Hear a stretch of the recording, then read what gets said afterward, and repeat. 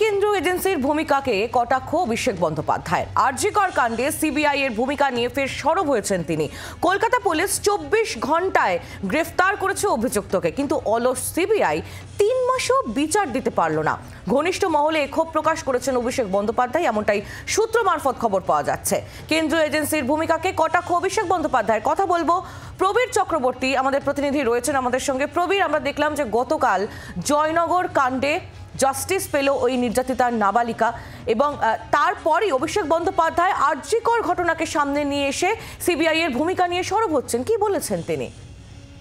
তুমি দেখো যে গতকাল দেখা গেছে যে 61 দিনের মাথায় কুলতলির ঘটনায় ফাঁসির সাজা দিয়েছে আর নিম্ন আদালত, এবং সেই ঘটনায় একদিকে যেমন তৃণমূল কংগ্রেস নেতৃত্ব বিভিন্ন বিষয়কে সামনে নিয়ে আসছে, পাশাপাশি দাঁড়িয়ে তৃণমূল কংগ্রেসের সর্বভারতীয় সাধারণ সম্পাদক অভিষেক বন্দ্যোপাধ্যায় যেমন এই বিচার প্রক্রিয়াকে স্বাগত জানিয়েছেন, পাশাপাশি দাঁড়িয়ে তার অভিযোগ ঘনিষ্ঠ মহলে তিনি ক্ষোভ প্রকাশ করেছেন যে এটাই তিনি প্রথম দিন থেকে বলে আসছেন। আরজি করের ঘটনা যখন ঘটেছে তখন প্রথম দিন থেকে তিনি বলে আসছেন যে কড়া আইন করতে হবে।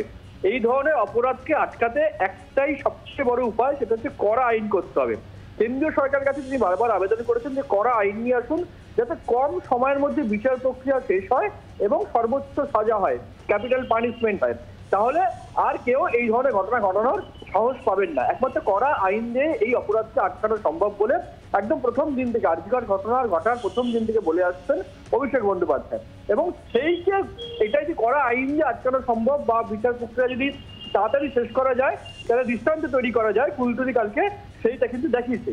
এবং এই ব্যাপার থেকে সামনে রেখে অভিষেক বন্দ্যোপাধ্যায় গরিষ্ঠ মহলে বলেছেন যে প্রথম দিন থেকে তিনি এটাই বলে আসছেন, কিন্তু সিবিআই গত 3 মাস ধরে এখন পর্যন্ত বিচার প্রক্রিয়া শুরু করতেই পারেনি ঠিকঠাক ভাবে, এবং যে সাজা সেটা তখন অনেক দূর। এই অবস্থায় দাঁড়িয়ে কার্যত সিবিআই এর ভূমিকাকে কটাক্ষ করেছেন অভিষেক বন্দ্যোপাধ্যায় যে অলস সিবিআই এখন পর্যন্ত আর জাস্টিস দিতে পারলো না আরজি করের ঘটনায়। অন্যদিকে কলকাতা পুলিশ 24 ঘন্টার মধ্যে অ্যারেস্ট করেছিল যাকে, কলকাতা পুলিশ 24 ঘন্টার মধ্যে অ্যারেস্ট করেছিল।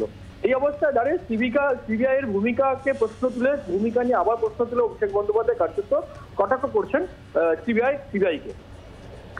প্রবীর, ধন্যবাদ। প্রবীর চক্রবর্তী আমাদের প্রতিনিধি ছিলেন আমাদের সঙ্গে। ফের কেন্দ্রীয় এজেন্সির ভূমিকাকে কটাক্ষ অভিষেক বন্দ্যোপাধ্যায়ের। ঘনিষ্ঠ মহলে ক্ষোভ প্রকাশ করেছেন অভিষেক বন্দ্যোপাধ্যায়, এমনটাই সূত্র মারফত খবর পাওয়া যাচ্ছে।